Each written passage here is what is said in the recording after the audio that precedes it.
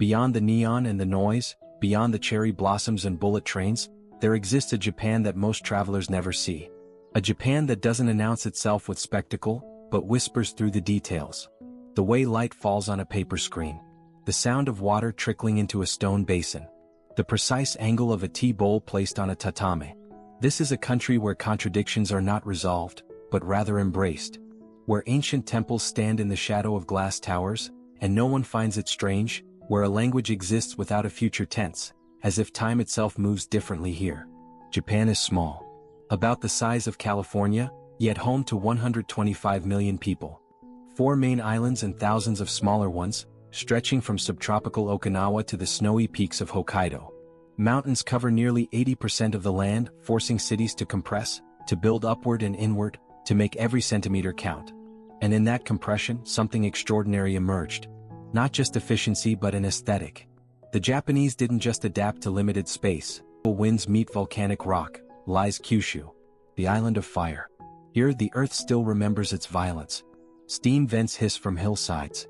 Hot springs bubble from cracks in stone. Volcanoes brood on horizons, some dormant, others merely sleeping.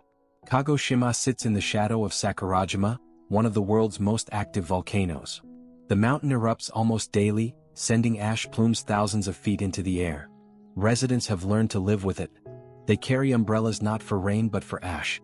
They sweep their porches every morning, gray dust coating everything like snow. But they don't leave. To ask why is to misunderstand the relationship. Sakurajima isn't something to escape. It's part of the landscape, part of life. The volcano gives as much as it takes. The ash enriches the soil. The hot springs draw visitors. The mountain itself, smoking against the sky, has become inseparable from the city's identity. From the ferry you can cross Kinko Bay to the volcano itself. The lava fields are black and jagged, frozen rivers of stone that flowed red just decades ago. Walk among them and you feel the earth's heat still radiating upward. Nothing grows here yet. Give it time. In Japan, even destruction is temporary. North along Kyushu's coast, Beppu reveals another face of volcanic power. This isn't one hot spring but hundreds, maybe thousands. The city sits atop a geothermal wonderland. Steam rises from manhole covers. Rivers run milky white with minerals. The air smells of sulfur and salt. The locals call them the hells of Beppu. 7 spectacular hot springs, too hot for bathing, each a different color. Blood Pond Hell glows deep red from iron oxide. Sea Hell shimmers cobalt blue, its surface calm but its depths boiling at 200 degrees Fahrenheit. White Pond Hell shifts between milky white and pale blue depending on temperature and light. These aren't natural wonders preserved in wilderness. They're in the middle of town. You can walk from one hell to another, past houses and shops, as if thermal features belong in residential neighborhoods. And here perhaps they do. Beppu has lived with these springs for over 1,000 years. They've shaped the culture, the economy, the daily rhythm of life. People here don't just visit hot springs for pleasure. The practice runs deeper. Onsen bathing is a ritual, therapy, and meditation. You wash completely before entering the water. You sit quietly, letting the heat penetrate muscle and bone. Conversation. Shirakawa onsen feels like stepping into another era. The village is small, maybe 30 ryokan, traditional inns, clustered along a river. No neon signs. No vending machines. No convenience stores breaking the aesthetic. Each ryokan has its own baths, indoor and outdoor, fed by natural springs. But Shirakawa operates on a unique system. Buy a wooden pass and you can visit any 3 baths in the village. It's an invitation. This is a moss garden. The water temperature varies. The mineral content shifts. But the underlying principle remains constant. Simplicity. Naturalness. Harmony with surroundings. At night, the village glows with paper lanterns reflected in the river. The sound of water flowing over rocks mingles with distant voices and laughter from the baths. There's no Wi-Fi to check, no screens demanding attention. You're left with only the present moment, which is perhaps the point. From the volcanic springs of Kyushu, we drift north toward the cultural heart of Japan. Kyoto, the ancient capital, is where 17 UNESCO World Heritage Sites crowd into a basin surrounded by mountains. For over 1,000 years, this city was the seat of emperors and the birthplace of traditions that still define Japanese aesthetics. Walk through Kyoto and you're walking through layers of history. The city escaped the bombing of World War II, leaving behind a rare thing in modern Japan: continuity. Not preservation as a museum but a living tradition. temples where monks still chant sutras at dawn, tea houses where ceremonies unfold exactly as they did centuries ago, workshops where craftsmen practice techniques passed down through 20 generations. The Fushimi Inari shrine announces itself from kilometers away, 10,000 vermilion torii gates climbing the sacred mountain. The path begins at the main shrine, busy with tourists and worshippers. But keep climbing. Most visitors turn back after the first few hundred gates. Those who continue find something different.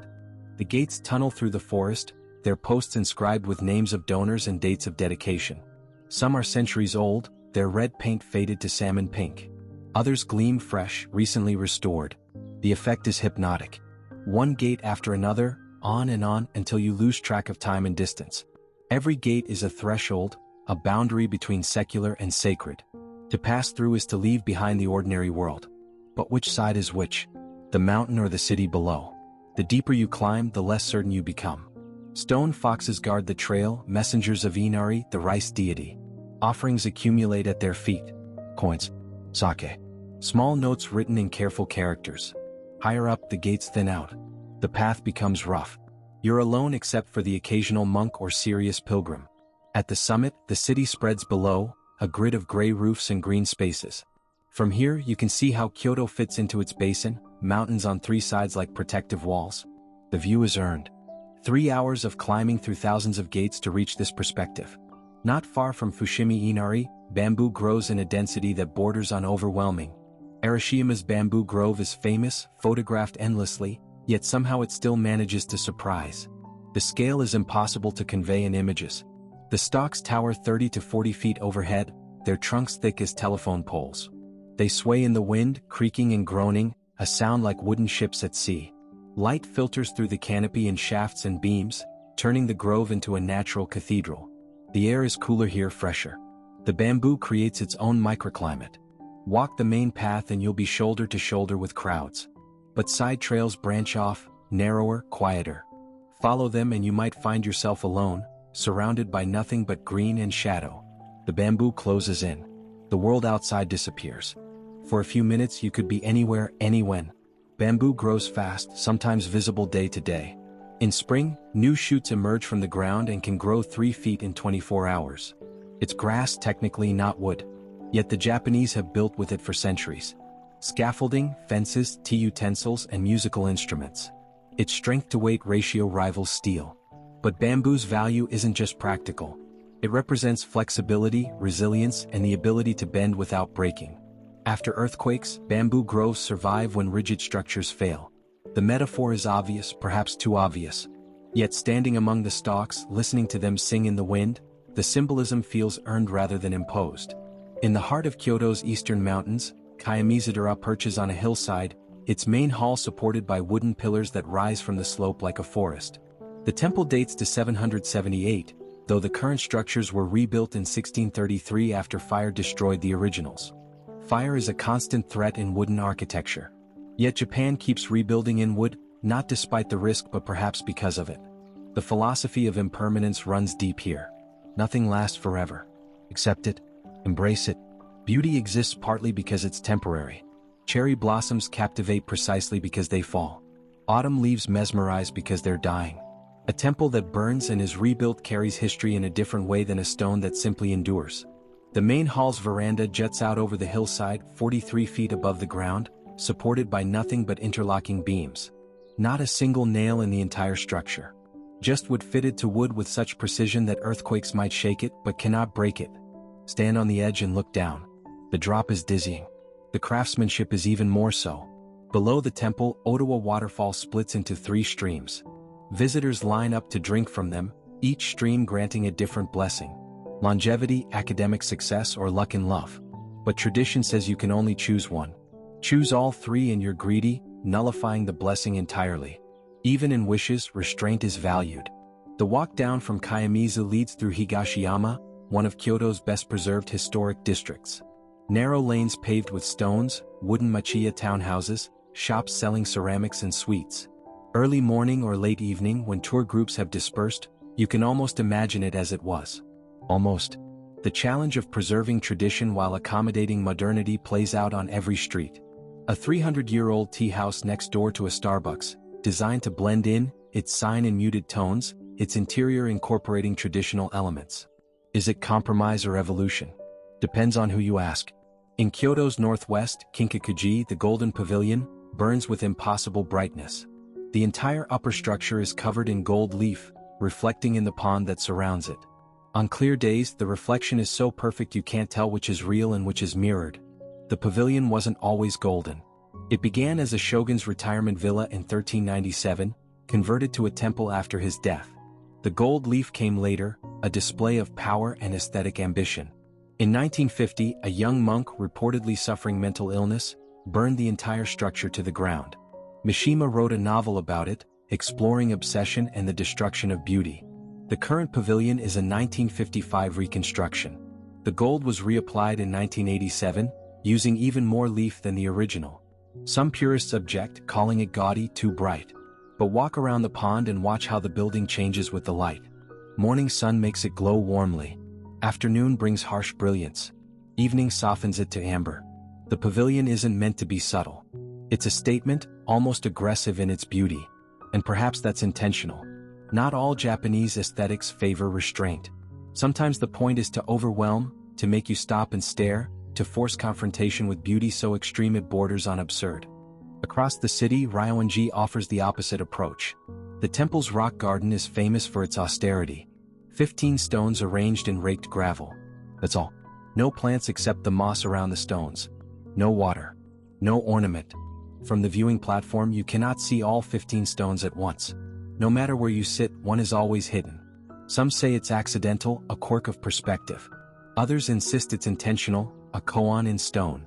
Completeness exists only in the mind, not in what the eyes can see. People sit for hours staring at these rocks, searching for meaning. What does it represent? A tiger crossing a river with cubs? Islands in an ocean? Mountains rising from clouds? The answer, according to Zen philosophy, is that the question itself is wrong. It doesn't represent anything. It simply is. The garden was created in the late 15th century, though no one knows by whom. The designer left no explanation, no statement of intent. We're left with only the work itself, mute and perfect. Every morning, monks rake the gravel into precise patterns, waves and circles flowing around the stones. By afternoon, footsteps and weather have disturbed it. Tomorrow they'll rake again. In the repetition lies the practice. Not creating something permanent but engaging in a process. The garden is never finished. It's always in the act of becoming. South of Kyoto, Nara opens like a park, a city where sacred deer roam freely. They're everywhere, hundreds of them, lounging on grass, blocking sidewalks, approaching visitors with bold expectation. They're considered messengers of the gods, protected for over 1,000 years. The deer have learned to bow. It's not instinct but learned behavior. Bow to a deer and it will bow back, a gesture that's become part of purchasing deer crackers from vendors. The deer aren't tame exactly. They bite if you're too slow with the crackers. They'll eat the map out of your hands if you're not careful. But they're woven into the city's fabric in a way that feels both ordinary and magical. Todaiji Temple dominates Nara, its main hall one of the largest wooden buildings in the world. Inside sits the Great Buddha, a bronze figure 50 feet tall, weighing over 500 tons. Cast in 752, it took years to complete and nearly bankrupted the government. The dedication ceremony reportedly involved 10,000 monks. The Buddha's face is serene but distant, eyes half closed in meditation. One hand raised in blessing, the other resting on his knee. Scale is the point here, not intimacy. You're meant to feel small before it, to understand your place in the cosmic order. Behind the statue, a wooden pillar has a hole at its base, said to be the size of the Buddha's nostril. Crawl through it and you're granted enlightenment in the next life. The hole looks impossibly small, yet children squeeze through easily. Adults get stuck. There's probably a lesson in that.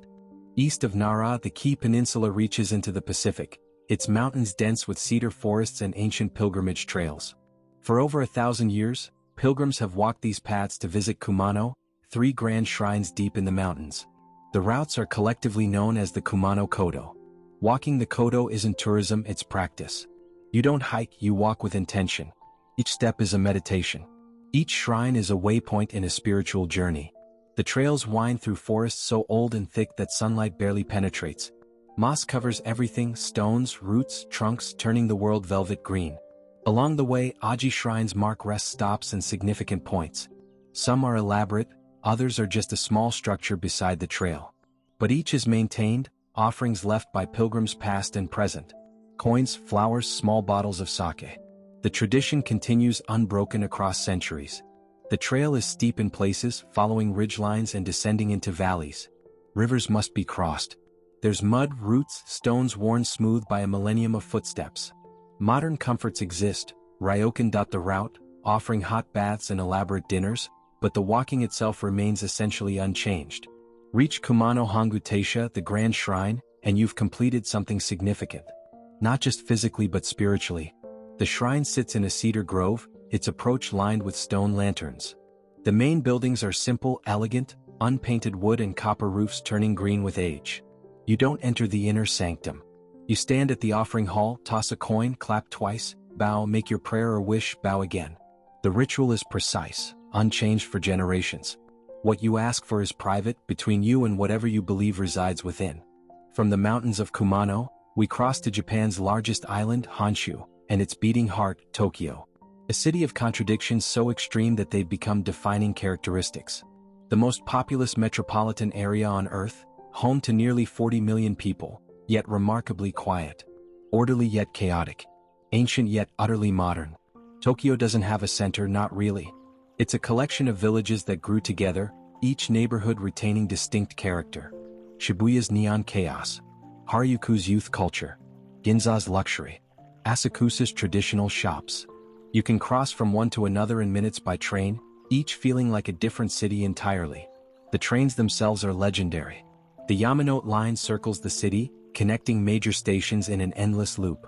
During rush hour, pushers in white gloves compress passengers into cars until the doors barely close. The crowding is extreme, uncomfortable, yet somehow it functions. Trains run on time to the second. Announcements are polite. People endure in silence. Step off at Shibuya and you're immediately swept into the famous scramble crossing. When the lights change, thousands move at once, flowing in all directions, somehow never colliding. From above, it looks like choreography. From within, it feels like controlled chaos. The crossing has become Tokyo's most photographed spot, symbolic of the city itself. Ordered disorder. Managed chaos. A system that should collapse under its own weight but instead functions with precision that seems almost unnatural. Walk from Shibuya to Harajuku, barely 15 minutes, and the energy shifts. Takeshita Street is a youth culture concentrated, compressed, intensified. Fashion here isn't just clothing, it's identity, statement, art. Gothic Lolita. Visual Kei. Decora. Styles with their own philosophies and rules. On Sundays, when the street closes to traffic, it becomes a theater. Teenagers parade in elaborate costumes, pose for photos, and express versions of themselves that might not be acceptable anywhere else. Tokyo permits this. Creates space for it. The city's uniformity in some areas allows for extremity in others. But walk just a few blocks to Meiji Shrine and you've left the modern world entirely. The approach is through a forest, 175 acres of trees planted when the shrine was built in 1920. The city disappears behind green. Traffic noise fades to bird song and rustling leaves. The shrine honors Emperor Meiji and Empress Shoken, who presided over Japan's transformation from feudal society to modern nation. The irony isn't lost. A shrine celebrating modernization, built in traditional style, surrounded by an artificial forest in the middle of a megacity. The main gate, a massive torii of cypress, marks the boundary between ordinary and sacred. Pass through and you're expected to shift your bearing. Voices lower. Steps slow. The huge courtyard is gravel, raked smooth with the shrine buildings at its center. Weddings happen here frequently. Shinto ceremonies in traditional dress, the bride in a white kimono and hood, the groom in black hakama. Processions move slowly, accompanied by priests, under the watchful eyes of tourists with cameras.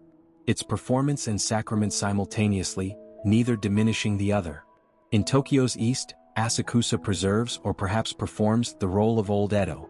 Sensoji, the city's oldest temple, draws massive crowds. The approach is through Nakamai's, a shopping street that has existed for centuries, though the current form is reconstructed. Shops sell traditional items, fans, ceramics, and snacks. Each stall is essentially identical to its neighbors. The temple itself, rebuilt after wartime destruction, glows at night, dramatically lit against a dark sky. Incense smoke rises from a large bronze bowl. Worshippers wave it toward themselves, believing it brings health and good fortune. The pragmatic spirituality is very Japanese. Why not, if it might help?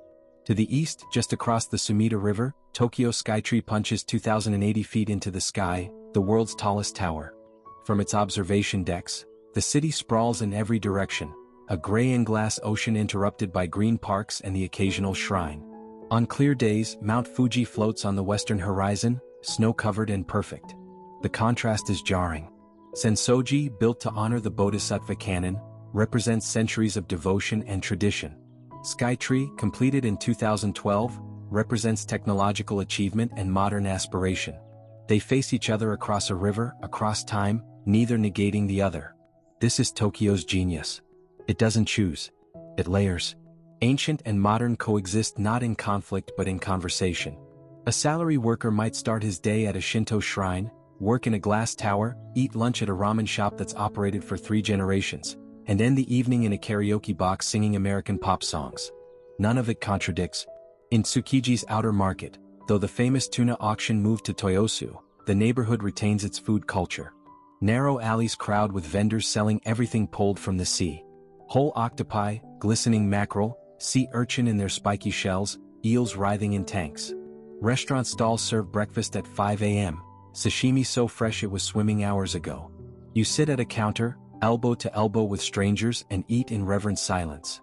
The fish tastes like the ocean, clean and cold. Wasabi, real wasabi grated from fresh root, burns your sinuses in the best way.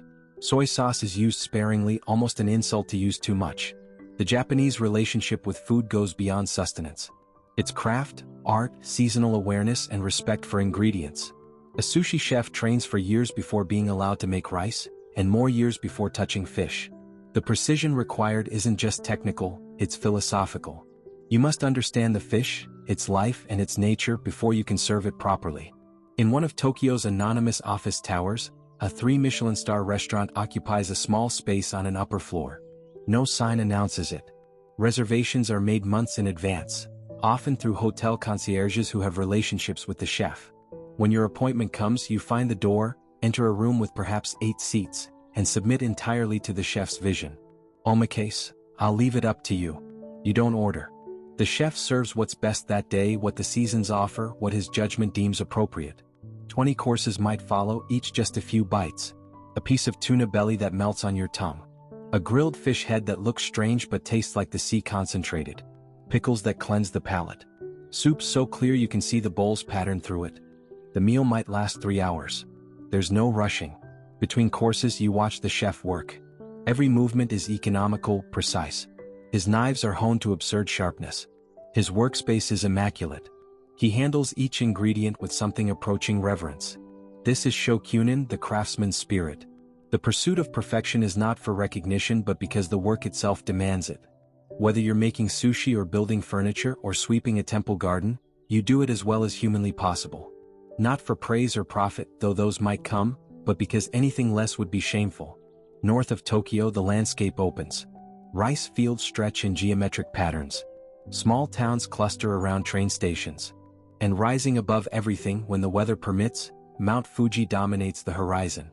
Fujisan, as it's respectfully called, isn't just Japan's highest peak at 12,389 feet. It's the mountain, the symbol, the image that represents the entire nation. Its cone is so perfect it looks painted. Snow covers the summit most of the year, brilliant white against blue sky. Thousands attempt to climb it each summer when the official season opens. The climb isn't technical, just long and steep. Most start at night from the 5th station, walking through darkness to reach the summit at dawn. The sunrise from the top, Gareiko, is considered sacred, worth the exhaustion and altitude sickness. But you don't need to climb Fuji to appreciate it. The mountain's power comes from seeing it, unexpectedly, from a train window or city street. It floats above the landscape, seeming to transcend geography. Hokusai made 36 prints of it, from 36 different perspectives. Each showed a different mountain. At Fuji's northern base, the Five Lakes region offers reflective views on calm days. Lake Kawaguchi is most famous, its mirror surface doubling the mountain. Photographers arrive before dawn, setting up tripods, waiting for perfect light. Sometimes Fuji hides in clouds for days. Sometimes it reveals itself for minutes. You take what it gives. Near the lakes, Aokigahara forest spreads dark and dense at Fuji's foot. The volcanic soil supports thick growth of trees, their roots gripping directly to lava rock. The forest is eerily quiet. Porous rock absorbs sound. Birds rarely sing here. It has another name, suicide forest, earned through tragedy. We won't dwell on that, but it shapes how people experience the place. Walk the marked trails and the forest is beautiful, otherworldly. Twisted trees, carpets of moss, ice caves formed by ancient lava tubes. But the reputation lingers. Beauty and darkness coexist, neither negating the other. West of Fuji, the Japan Alps rise in earnest. These aren't gentle mountains. Peaks push above 10,000 feet, snow-capped and serious. The mountain town of Takayama, preserved in Edo period architecture, serves as a gateway to the northern Alps. Takayama feels like a film set, almost too perfect. The old town is wooden buildings with overhanging roofs, sake breweries with cedar balls hanging outside, and morning markets along the river. It's authentic yet performs its authenticity for visitors. The line between preservation and performance blurs. Twice a year, in spring and autumn, the Takayama Festival transforms the town. Ornate floats, some 400 years old, parade through the streets. Karakuri, mechanical puppets, perform on the floats, their movements synchronized to music. At night, lanterns cover the floats, turning them into moving light sculptures. The festival isn't for tourists, though thousands attend. It's for the town itself, neighborhoods competing to present the finest floats, continuing traditions that predate the nation-state. The effort involved is enormous, the budget staggering, yet they do it because they've always done it. Tradition as obligation, as identity, as joy. Higher into the Alps, the village of Shirakawa-go seems lifted from a fairy tale. Gasozakuri farmhouses, their roofs steeply pitched and thatched, cluster in a valley surrounded by mountains. The roof style gets its name from the word for prayer, hands pressed together. The shape resembles those praying hands. These houses are engineering marvels disguised as quaint architecture. The roof angle, 60 degrees, sheds heavy snow. The attic spaces, multiple floors within the roof, were used for silkworm cultivation. No nails hold the structure together, just rope and wood joints that flex with wind and earthquake. The village is UNESCO protected, not museumified but lived in. People occupy these houses, farm the surrounding fields, and maintain the rice paddies and irrigation systems that date back centuries. In winter, snow buries the village. In spring, plum blossoms emerge. Summer brings green so intense it hurts. Autumn sets the mountains on fire with color. From above, looking down into the valley, Shirakawa-go appears untouched by modernity. But look closer. Power lines run to each house. Cars park beside them. Satellite dishes sprout from thatched roofs. It's not the past preserved but the past adapted, made functional for present life. On the Japan Sea coast, Kanazawa flourished as a castle town of the Maeda clan, wealthy enough to rival the shogun but wise enough never to threaten. That wealth funded art, gardens, and culture that persist today. Kenrikuen, counted among Japan's 3 great gardens, spreads across 25 acres of carefully orchestrated nature. Every element is positioned, pruned, and maintained. What looks natural is actually the result of obsessive human intervention. Trees are supported by wooden poles. Stones are placed after years of consideration. Water features are engineered to flow just so. The garden has 13 scenic viewpoints, each offering a composed view, a living painting. In autumn, maple leaves turn crimson. In winter, gardeners install yukitsuri, rope supports radiating from tall poles to tree branches, protecting them from snow's weight. The structures are beautiful in themselves, geometric patterns against a gray sky. This is the Japanese approach to nature. Not preservation of wilderness but collaboration with it. The garden is both natural and artificial, and the contradiction is the point. Humans and nature working together to create beauty, neither could achieve alone. Kanazawa's Nagamachi Samurai District preserves the earthen walls and narrow lanes where warriors once lived. The houses are mostly private, but a few open as museums. You remove your shoes, pad across the tatami mats, and examine the tokonoma alcoves where art and flowers are displayed according to season. The restraint is striking. Minimal furniture. Empty space is given as much attention as filled space. A single scroll on the wall, changed monthly. A flower arrangement, 3 stems carefully angled. Nothing superfluous. Everything intentional. This aesthetic, the importance of negative space, influences all Japanese art. In music, the silence between notes. In calligraphy, the white space around characters. In architecture, the empty room that gives meaning to occupied ones. What's absent matters as much as what's present. Along the same coast, the Noto Peninsula extends into the Sea of Japan like a crooked finger. Here, tradition isn't performance but necessity. Villages cling to rocky shores. Fishermen still dive for abalone and sea urchin. Rice terraces climb impossible slopes, each tiny field held by hand-stacked stone walls. Wajima is famous for its lacquerware urushi, one of Japan's oldest crafts. The process takes months, sometimes years. Wood is carved, often from Kyaki's alcova, then coated with layer after layer of lacquer, each requiring days to dry. Between coats, the surface is polished. After dozens of layers, decoration begins. Gold powder might be sprinkled. Designs painted or inlaid. The result is both functional and precious. A bowl that will last generations, growing more beautiful with use. The lacquer actually strengthens over time, unlike modern materials that degrade. You can see pieces 400 years old that look contemporary, their surfaces deep and lustrous. In a workshop, a craftsman shows his process. He's 73, been doing this since childhood, learned from his father who learned from his father. His hands are steady despite age. He applies lacquer with a brush, the strokes invisible. It looks effortless. It's not. It's 60 years of practice made to look easy.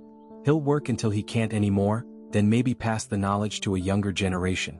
Maybe. The craft is dying. Young people leave for cities. The materials are expensive.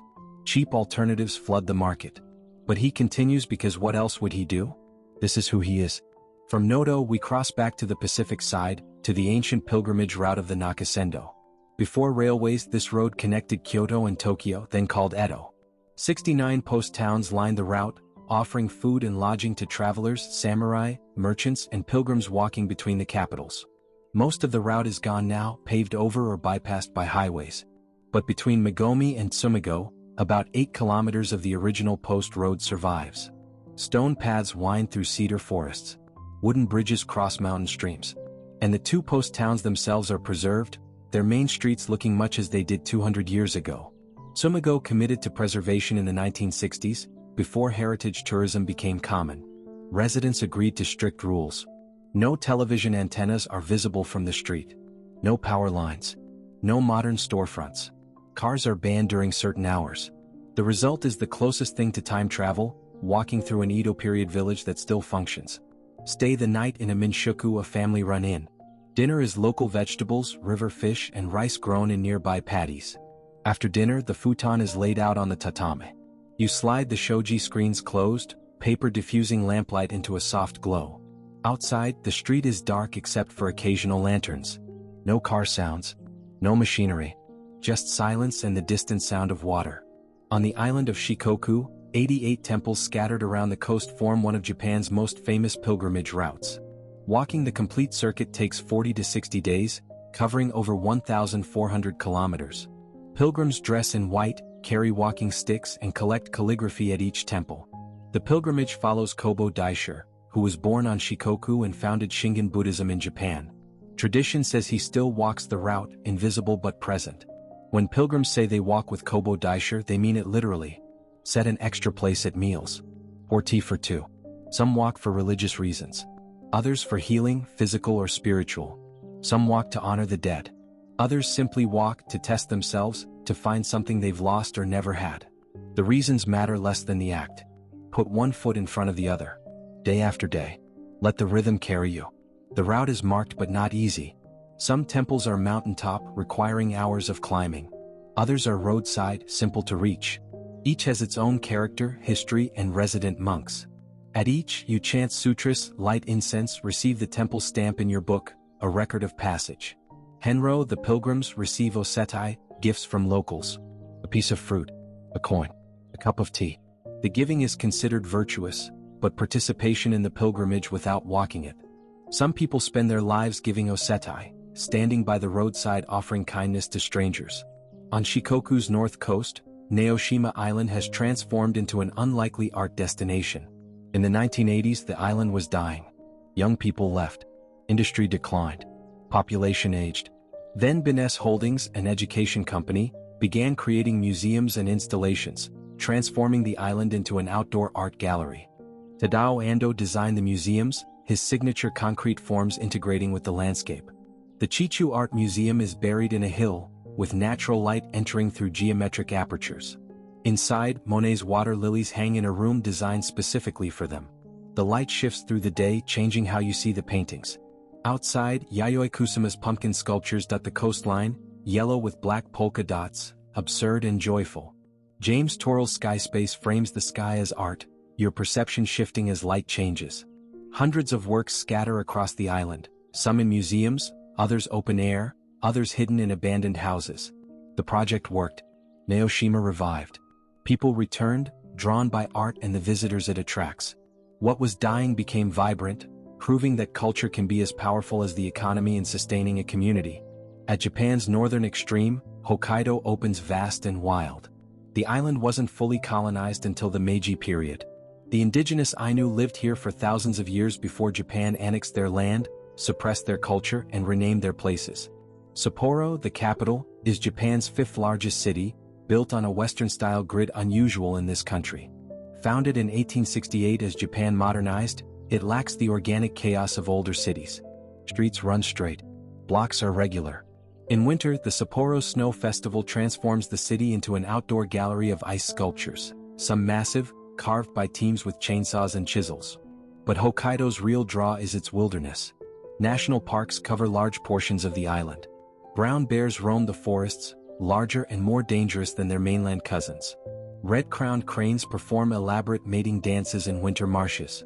Hot springs bubble up in remote valleys, snow monkeys soaking in them during blizzards.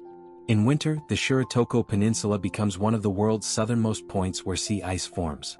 Pack ice drifts down from Russia, accumulating along the coast. You can walk on it, the frozen sea groaning and cracking under your feet. Look out and see nothing but white to the horizon, sky and ice merging into undifferentiated space. Eagles gather here, stellar sea eagles, some of the largest raptors on Earth. They perch on ice floes, hunting for fish. Their wingspan reaches 8 feet. Watching them launch into flight, powerful and graceful, you understand why predators command both fear and respect. The Ainu call Hokkaido Ainu Moser, the land of the people. Their culture, suppressed for over a century, is experiencing a tentative revival. Museums now acknowledge their history. Some Ainu people are learning the language, which is nearly extinct, and teaching traditional crafts. It's complicated, overdue, and insufficient, but it's something. In Akan, an Ainu village recreated for tourism, artisans carve wood into traditional forms. An elder performs yupo, Ainu singing that mimics natural sounds, bird calls, water flowing, and wind through trees. The performance feels both authentic and staged, which perhaps it is. Culture preserved becomes culture performed. The distinction matters and doesn't. From Hokkaido's north, we return south to Japan's other extreme. The Ryukyu Islands, Okinawa Prefecture, stretch toward Taiwan. These islands have their own history, once an independent kingdom before Japan annexed them in 1879. The culture blends Japanese, Chinese, and Southeast Asian influences into something distinct. Okinawa's main island carries visible scars from World War II's final, brutal battle. The Peace Museum at Itoman confronts that history directly. The Battle of Okinawa killed over 100,000 civilians, a quarter of the island's population. The museum doesn't flinch from showing what war means in human terms. Shuri Castle, the Ryukyu Kingdom's palace, has been destroyed and rebuilt multiple times. Most recently, in 2019, fire consumed the main structures again. Now they're rebuilding once more, using traditional techniques, traditional materials. The repetition of loss and restoration feels very Japanese. Accept impermanence. Rebuild. Continue. Okinawan culture differs from mainland Japan. The language is distinct, barely mutually intelligible with Japanese. The cuisine emphasizes pork, bitter melon, and purple sweet potato. The music uses the sanshin, a 3-stringed instrument, playing rhythms more aligned with Southeast Asian traditions than mainland Japan. Okinawans also live longer than almost anyone else on Earth. The islands have the highest concentration of centenarians globally. Researchers attribute it to diet, social bonds, and ikigai, the reason for being. Purpose extends life.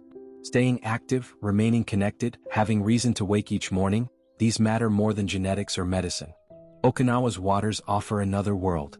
The coral reefs here rival any on Earth for diversity and color. Tropical fish swarm in clouds of yellow, blue, and silver.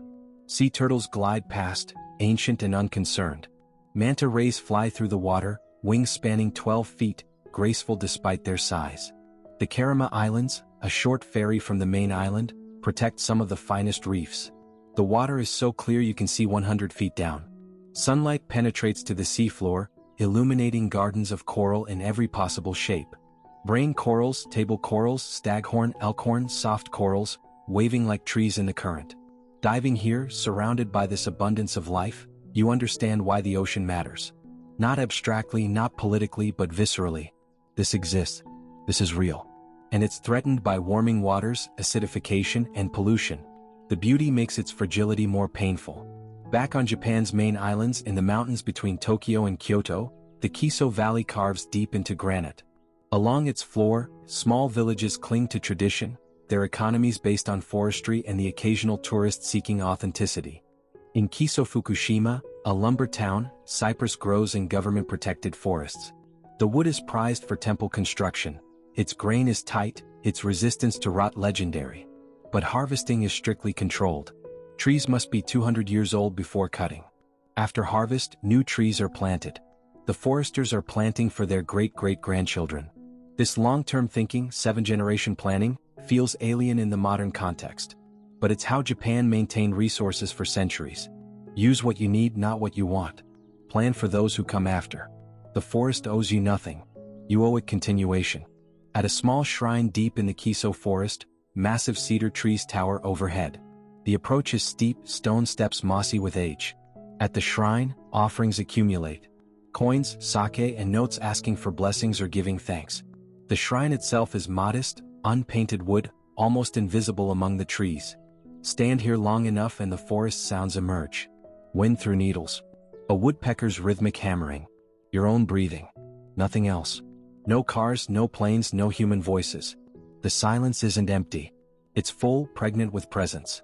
Whether that presence is divine, natural, or psychological depends on what you bring to it. Japan's relationship with the sacred is complicated, layered, and thoroughly practical. Most Japanese don't consider themselves particularly religious, yet they visit shrines for New Year's, temples for funerals, and Christian churches for weddings. The contradictions don't trouble them. Shinto and Buddhism coexist, often in the same person, sometimes in the same building. Shinto for life events, birth, marriage, and festivals. Buddhism for death and ancestors. Christianity for aesthetics, wedding dresses, and ceremonies that feel exotic. It's not about belief systems but about practices that mark life's passages. This flexibility, this willingness to hold contradictions without resolving them, extends beyond religion into all aspects of culture. Japan can be deeply conservative and wildly avant-garde. Traditional and experimental. Rigid and flexible. All at once without apparent conflict. In Tokyo's Akihabara district, this collision reaches peak intensity. Known as Electric Town, it's the heart of otaku culture, anime, manga, video games, and electronics. Multi-story buildings are crammed with shops selling figurines, comics, and games, both vintage and new. Maid cafes line the streets, where servers dress in frilly outfits and treat customers like masters or princesses. It's bizarre, colorful, overwhelming. But it's also earnest. The people here aren't ironic about their passions. They genuinely love these characters, these stories, these worlds. The depth of engagement is serious, even when the subject matter seems frivolous. In a tiny bar in Shibuya, a space of maybe 8 people, the master makes cocktails with precision that borders on obsessive. Each drink takes 10 minutes.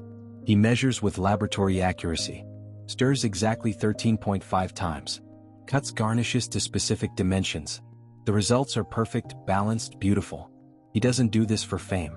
The bar has no sign, no social media presence. You find it through word of mouth if you're lucky. He does it because this is his work, his craft, his contribution to the world. Every cocktail is his signature. To make it poorly would be shameful. This is Japan's gift and its burden. The elevation of craft, any craft, to art. The refusal to accept mediocrity. The insistence that everything from making sushi to sweeping streets to manufacturing cars be done to the highest standard achievable. It creates excellence, beauty, objects, and experiences that transcend their function. But it also creates pressure, stress, and the sense that anything less than perfection is failure. Japan's suicide rate, while declining, remains high. Work culture can be brutal. The same dedication that produces beauty can also destroy those unable to meet its demands. In a Tokyo park, late afternoon sun angles through cherry trees. It's not blooming season, just an ordinary day. Elderly people sit on benches, reading newspapers or watching birds.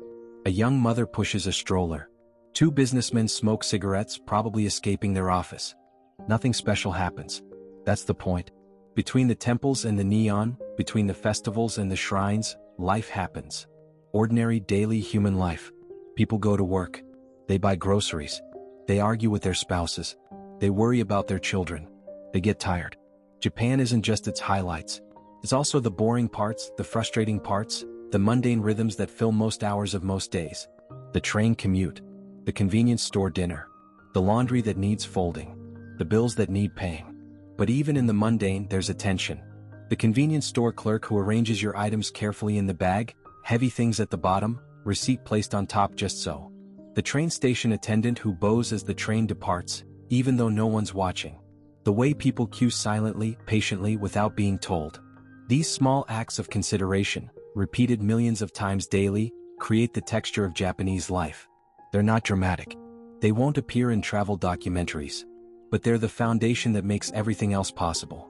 As the sun sets over Tokyo Bay, the city begins its transformation.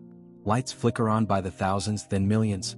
Office towers glow like vertical cities. Highways become rivers of red tail lights. Somewhere, a temple bell rings, marking the evening hour. Somewhere else, a pachinko parlor erupts in noise and light. Both are in Japan. Neither contradicts the other. This is a country that contains multitudes, ancient and modern, silent and cacophonous, restrained and excessive, conformist and creative. It refuses to be reduced to a single narrative, a single image, a single truth. The cherry blossoms will bloom again next spring, just as they have for centuries. Tourists will flock to see them, phones raised, capturing something that cannot really be captured. The blossoms will fall within a week, scattered by wind and rain. And Japan will continue as it always has, holding its contradictions, embracing impermanence, finding beauty in transience. The bullet train departs Kyoto Station, accelerating smoothly to 200 miles per hour. Through the window, Mount Fuji appears, then disappears behind buildings.